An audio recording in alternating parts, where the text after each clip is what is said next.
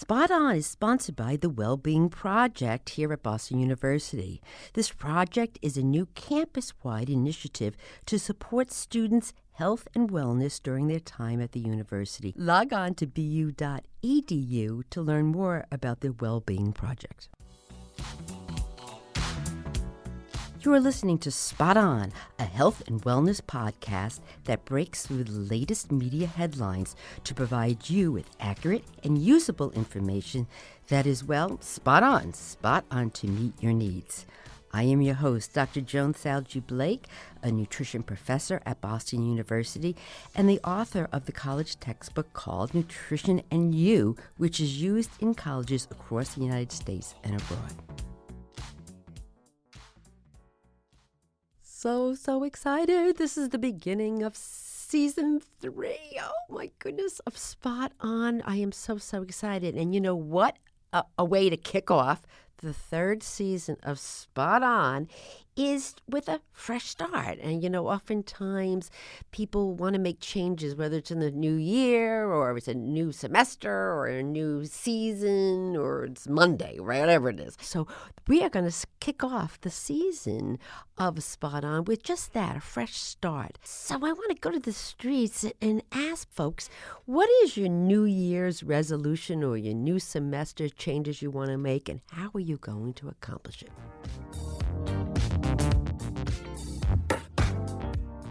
My New Year's resolution is to travel more next year, and the way I do it is just by doing it without thinking too much. My New Year's resolution is to eat healthier, and by doing this, I'm going to eat out less and plan in advance my foods for the week so that I'm not stuck last minute, hungry, and my only option is salty, unhealthy processed foods. My goal in the new year is to follow the vegan diet. I am not expecting myself to be perfect, but I would like to see if I can reduce my dairy, eggs, and animal product intake in the new year. Well, currently I spend 6 hours a day on my phone, so my New Year's resolution is to spend less than an hour a day on my phone. I definitely have to stop eating so much sugar, and also I definitely need to get more sleep, but I just have no idea how I'm going to get more sleep. Actually, I don't know how I'm going to stop eating sugar either.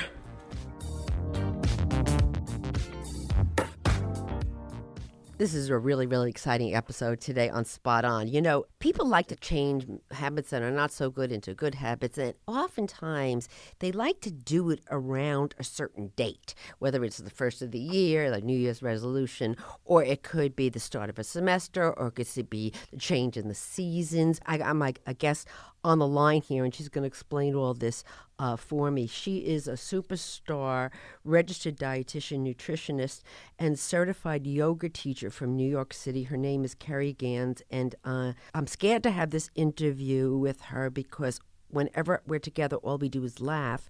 And I can't have 30 minutes of straight laughing because I want to make sure we learn something about this.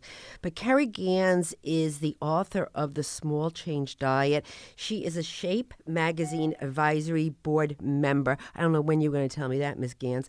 She's a blogger for the U.S. News and World Report, and she has something called the Keri Report, which is her bi-monthly blog and newsletter, which you're going to definitely have to log on and subscribe to. And we're going to put all this information on the Spot On Facebook page so you can easily get linked to Keri Gans. She has a no-nonsense, fun approach to healthy living, and she's a sought-after nutrition expert. She has conducted thousands of media interviews, and she's been in outlets such as, well, Shape, because she's on the advisory board, hello, but Glamour, Self, Women's Day. She was on the Dr. Oz show, ABC News, Good Morning America, Fox. My goodness gracious, I don't know how she has time to work. So with this, I want to welcome Keri Gans on Spot On. Hello there. How are you doing, my dear? Oh, so excited to be on with you. Oh, I've been wanting this for so long. Okay, so calling in from New York City. Yes. So tell us, Miss Keri Gans, you know, this tends to be the time of year. Well, I guess there's no more just time of year, but often landmarks during the year. People want to make changes. And I was reading up on this, and, your book, The Small Change Diet, which is just basically how you do this, how to snip off little things to make changes in your life. So I'm going to refer to this as a fresh start. The fresh start, whether it's the beginning of the year or the beginning of the season, or the semester or the spring or whatever you want to do, but sort of making towards healthier changes in a person's life and how to do it. Because unfortunately, I always do my homework, Keri, and the research tells us that fewer than 10% of the people that, want to make these fresh changes or fresh start, they can't keep to it for more than a few months or as little as 6 weeks. So why do they abandon it? What's going on here? That is so depressing, right? Less than 10%. Yeah. I mean, it's sad. I think it's because what I've seen is that people try to change too much, too quickly. Right. They have these grandiose ideas, and then they can't follow suit. Right. So they're basically setting themselves up for failure. Right. And I think that's the problem. I mean, who doesn't want to be successful? Right. And, I can remember this. I used to be in private practice 100 years ago, and I once had this accountant, high up accountant, came to my office, and he wanted to lose weight. And Keri, it was like the end of March, and I looked at him, and I'm looking at at his occupation, Right. and I look up, and because you're a counselor in New York City, you have a wide private practice, and you know what I'm going to say because I can hear you smirking already. So here I have an accountant in March wants to come to me and try to lose weight, and I'm looking at him, and I said, "Honey, I'd like to help you, but why don't you come back on April 16th, the day after April 15th, when all the taxes are due, and then you and I can sit down." Like, why don't you be a little more realistic? Like, why not pick the worst possible time of your life to decide to make change? Right. Hello. No, and so he said, you're right. I said, I'm going to leave you with one thing to do, and that's it. And then I'm not seeing you to April 16th. Right. But, And you said, and that will be X amount of money for that advice. oh, I discounted it, so stop. All right, so that's a really, really good expert thing. In other words, don't do multiple things at one time. Is there a magic number of how many changes? You know what? Here's the thing, Joan. We're all different. Okay? Is there a magic number? I'm going to say no. But what I'm going to say that I see the average is, believe it or not, one. Yeah. One thing at a time. I mean, what's the hurry? Right. I think in one of the articles that you mentioned, or that you read and maybe you're going to share, is that, the average person today might live, hopefully, to 100 years old. So if you're in college right now, and you might live, hopefully, to 100 years old, what's the hurry? Right. Let's get this right. Right. And that should be with so many things in one's life. I mean, not being in such a hurry. I mean, just take a breath, slow down, and think, okay, I want to do X, Y, or Z. Maybe you want to do all X, Y, and Z, but start with one. Right. And then really try your best. And then once you've developed a new habit, then say, hey, you know what? That worked well. I'm feeling really good about this. Let me try something else. But if you put on like 3, 4, 5, 6 things that you want to change at once, come on. Right. It's just, it can't happen. I mean, maybe for some, but not for all. You're right about that, and we're in this instant gratification society where we don't we need an answer now. We Google it, move on. If I need a reservation, can't get it, we'll find another one on the app. It's like, and so that's so interesting that you said that you're going to live so longer. So why don't you almost savor this experience of changing a habit? And, as you change habits, you learn from it. And then you can apply 100%. that to the next one. You can't know. Right. You can say, I want to change something. Right. Okay, let's suppose for conversation, a student right now says, you know what? I really want to get more sleep. I don't know, it's one of my biggest problems. It just affects me then throughout the day. I want to get more sleep. Okay, so then you just concentrate on that. You maybe don't choose during exam time Right. to conquer this. Maybe you're not doing it another time where there's a lot of parties and stuff going on. Pick a somewhat reasonable time. And then say, okay, I might not wake up the next day after getting, I'm just saying, maybe a half hour more sleep and feeling that much different. Because like you said, they want the immediate gratification. Well, maybe it's not there. But don't give up so soon. Let's give it a week. Let's give it 2 weeks. Let's give it 3 weeks. Stick with it. See by just even getting a half hour if it makes a difference. And then maybe upping it to an hour. And then maybe that's all you need for now. Right. Also don't start saying, I need to literally get 4 more hours sleep a night or else. It's that or else that becomes the problem. Right. So you're chipping away at it. Yeah, and maybe also what you learn about that, you're like, oh, from getting more sleep now, I've learned, all right, so that's doable. Now I find I have more energy. Maybe I can now start exercising a little because I have more energy. Maybe, and I think your parents are going to like this one, maybe I can spend a little less money on Starbucks, okay, or whatever your coffee of choice is, because you don't need as much caffeine. So one change can create other change. And Keri, is that why you wrote that book, The Small Change Diet, is because, over years, this is how you addressed all, changes? That's how I saw it, yes. That's how I saw it with working with patients. It's, there's maybe I could say there's 10 things I'd like a person to change that I think would be beneficial for their health. But I would never, upon their first visit, leave them with a plan to change all 10. We'd work on one. And really, we'd also make it more concrete. So instead of just saying, let's use the sleep example, I want to get more sleep. Well, what does that even mean? How much? Starting with. So you start with something.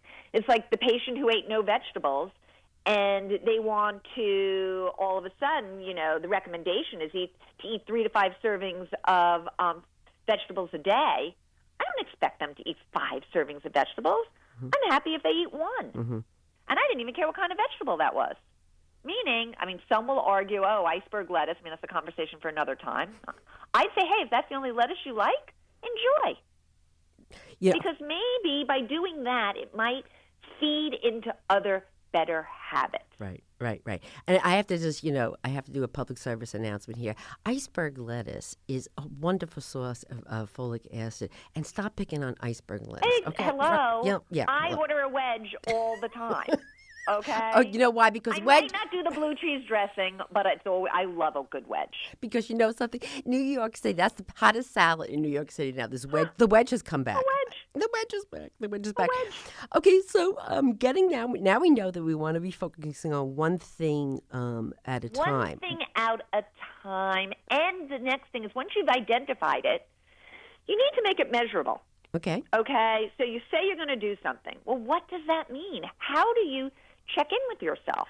So, if you want to work out more, instead of just, again, saying I want to do something more, is it that you want to add one more class a week, maybe, a spin, a yoga class, just going to the school gym? What is it?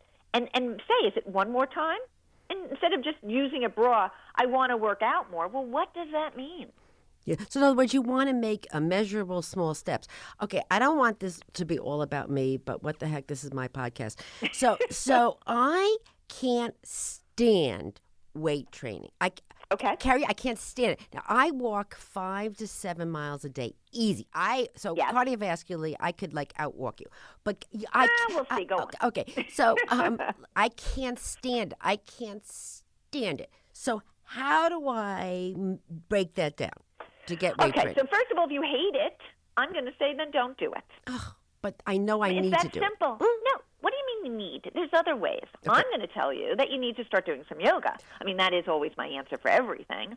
You can do other weight-bearing exercise. You don't have to lift weights if you really hate it. That's very, very interesting because I never thought about that. I realize that you teach yoga in New York City, so you're just trying to get all the New Yorkers to come to your class. But people from Boston, and wherever they want to come from. Right. That's a great idea because what you're trying to say is I can't stand going to the gym and pulling down those machines. I can't stand it. But what you're saying is I can go in a different door. You can go and you have to change the direction of your thoughts.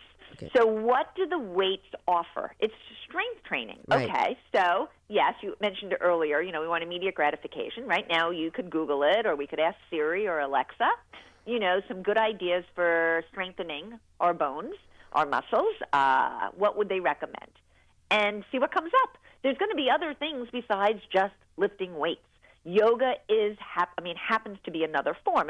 Downward facing dog, chaturangas, you are strengthening, okay? So there's other ways. That's really, really interesting. So in other words, if you have a habit that you want to change, in other words, seek out, there may be a lot more alternatives. Yes, something that might be you. comparable that you'll get the same effect. Right. The other way to look at it, forget what I just said, and the other way to look at it would be to make that more fun. So what would make lifting weights more fun to you? Would it be if I lived in Boston and we did it together? Yes. Okay, check. See where I'm going with this? Check. Okay. All right. So now that's... So making something more fun. Right. Is it having, a friend to do it with? Right. Is it listening to a great podcast? Oh, I know of one. On your headphones while you're working out. What can you do to make it more enjoyable? That's another way to look at it. Yeah. So again, you want to be doing things that you don't dread. I love when I've been asked this question. What's the best exercise I could do? Duh. The one that you will actually do. Right. Okay. So, when people ask me that, or they'll say, what's the best time of day to exercise? My response, well, what time will you actually go? So we're all different here. And I think that's what it comes down to. You don't like lifting weights, Joan. Okay? I don't either. I've chosen another form of exercise. So have you. Okay? So here's the thing. You're walking.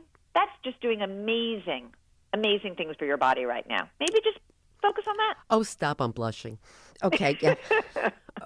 Okay, so I'm going to Google that. I'm going to Google and figure out how to get these arms really. And then you'll get back to us all. And I'll let you know. Right.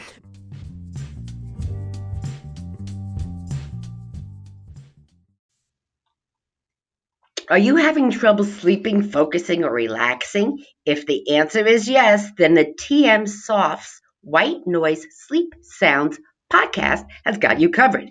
This hour-long podcast is made to help you get rid of distractions, reduce stress, relax, and most importantly, get better sleep. You can listen to sounds of nature, white noise, relaxing music, and much, much more. You can check out the TM Softs White Noise Sleep Sounds podcast on Spotify or wherever you listen to your favorite podcast.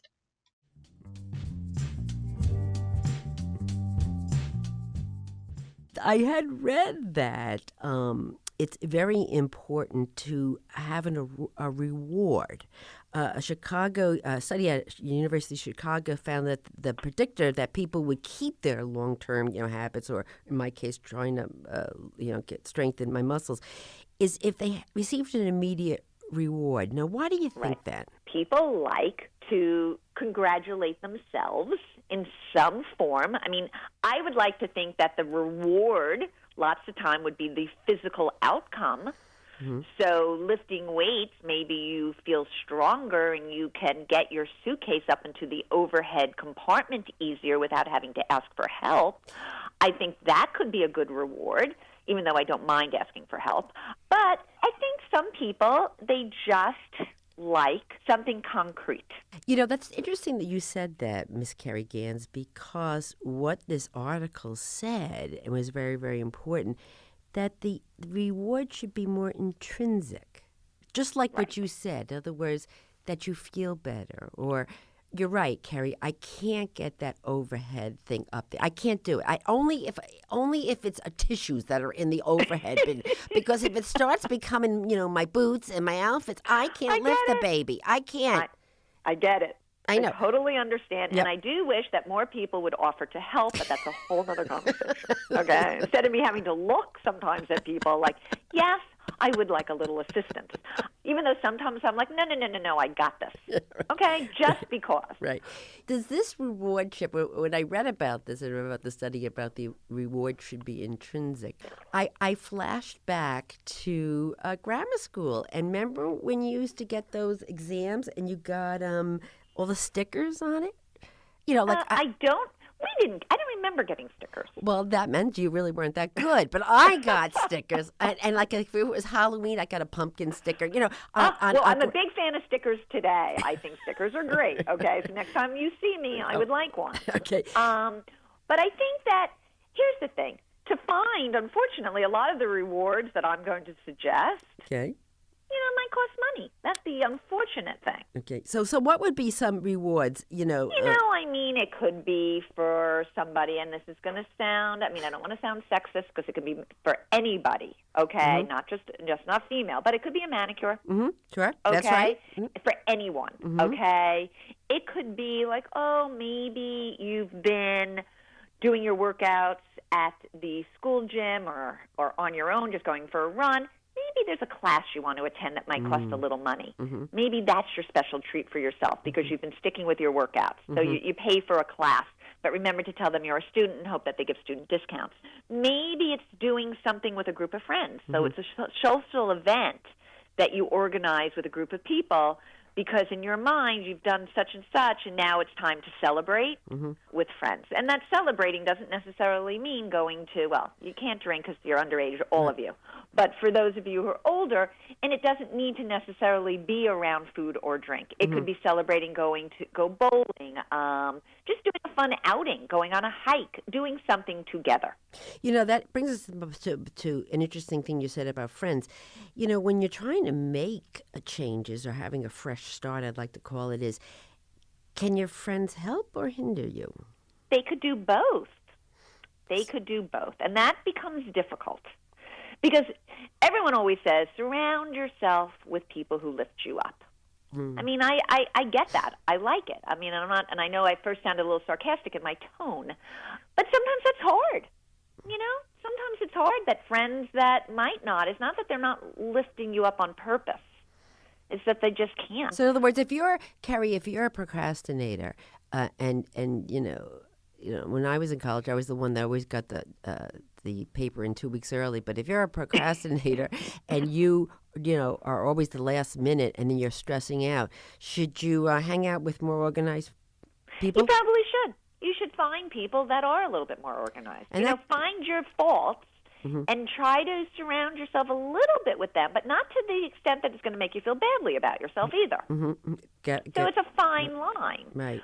But, sometimes doing things, having the support of friends can definitely help. And I think it's interesting that at least as we get older, we tend to find that our friends share a lot of the same values. Right. Therefore, by default, so many of my friends are either nutritionists or yoga doers or teachers, because we share a common interest. Yes, that's and I think that just naturally starts to occur.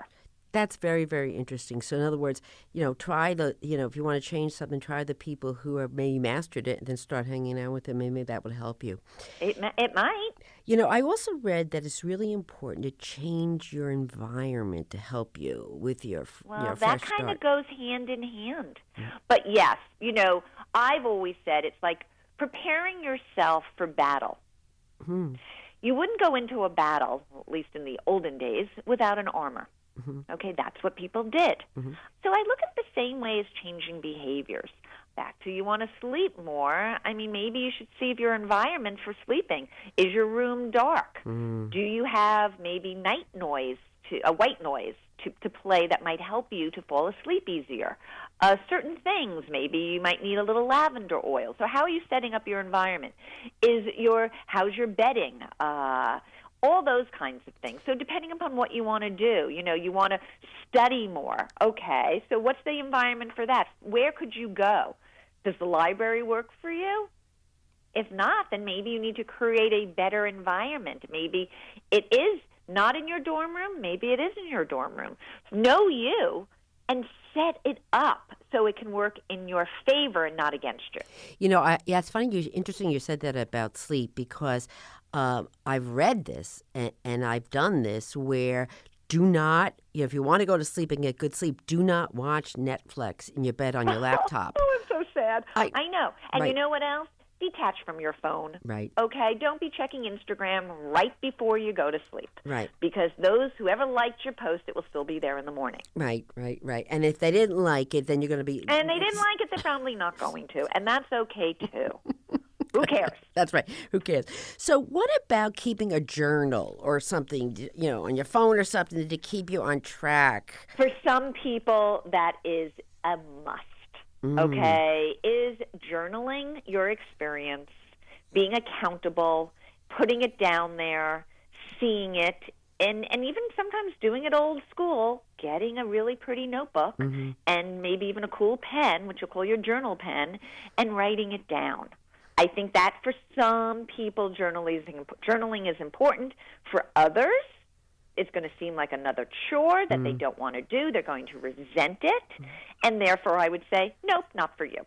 You don't necessarily, if you want to get high tech, there are apps now, right? There's a ton of apps that can hold you accountable. Or let's think about how many people are wearing some kind of wearable device that tracks everything. Yes, I'm pointing to mine on my left wrist. I still need one because I really complain I don't sleep, and I would like to see if the app ends up telling me differently. I do. I have a Fitbit on, and let me tell you something. This thing tells me everything, including my horoscope. So I just absolutely love it. So it's really, really good. I like that. I didn't know it does that. Yeah, it does everything. For me, it does everything. So do you have you. Yeah? Do you have any apps in mind? I found a few, but I'm just curious to see if you use any. I like ones to keep people to help decrease stress and anxiety. I do like those, like Calm or Chill. They also can give you little notifications throughout the day. So I kind of like that. I will say one that's been around forever that I still think could be good for exercise is my fitness blog. Yeah, okay. Or my fitness pal, excuse me. I think that could still be a good one.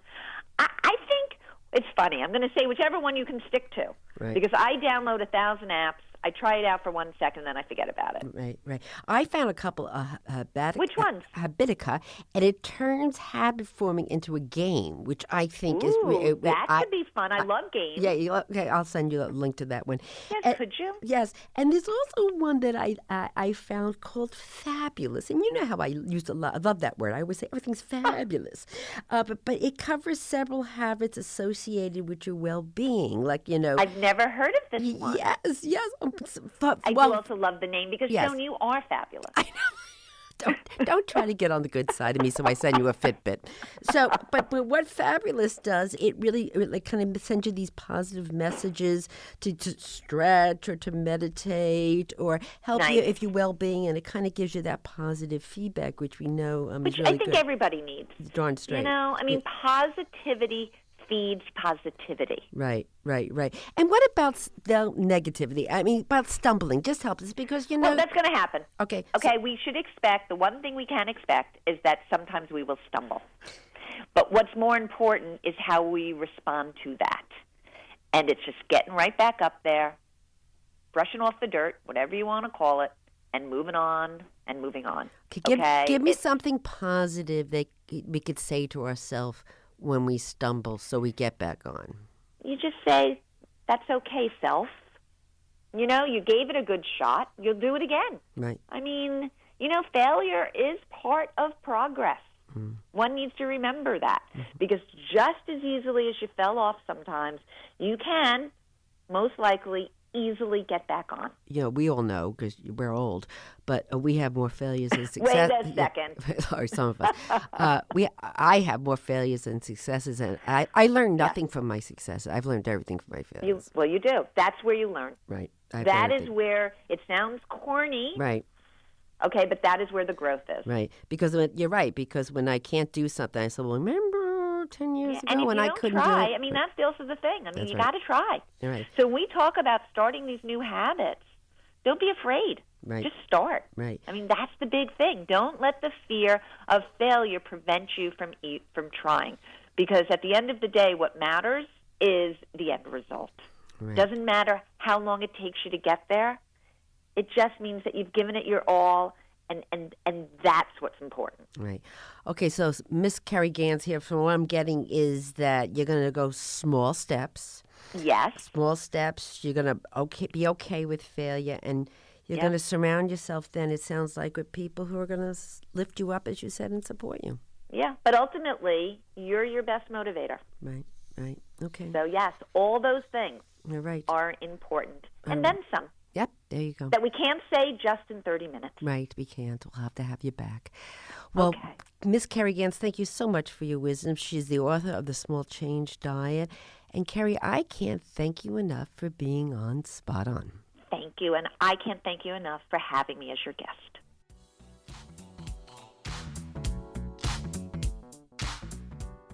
Spot On is sponsored by the Wellbeing Project here at Boston University. This project is a new campus-wide initiative to support students' health and wellness during their time at the university. Log on to bu.edu to learn more about the Wellbeing Project. Spot On is supported by the Boston University Sargent College's Master of Science degree in Nutrition program. Log on to bu.edu to learn more about this fabulous nutrition graduate program. Thank you for listening to Spot On. Please subscribe to Spot On your favorite podcast app for new episodes every week. Follow me on Instagram and Twitter at Joan Salge Blake. And also like our Spot On Facebook page and suggest topics for future episodes. And oh, by the way, could you ask 5 of your friends or family members to download Spot On and subscribe to it? Do I ask a lot from you?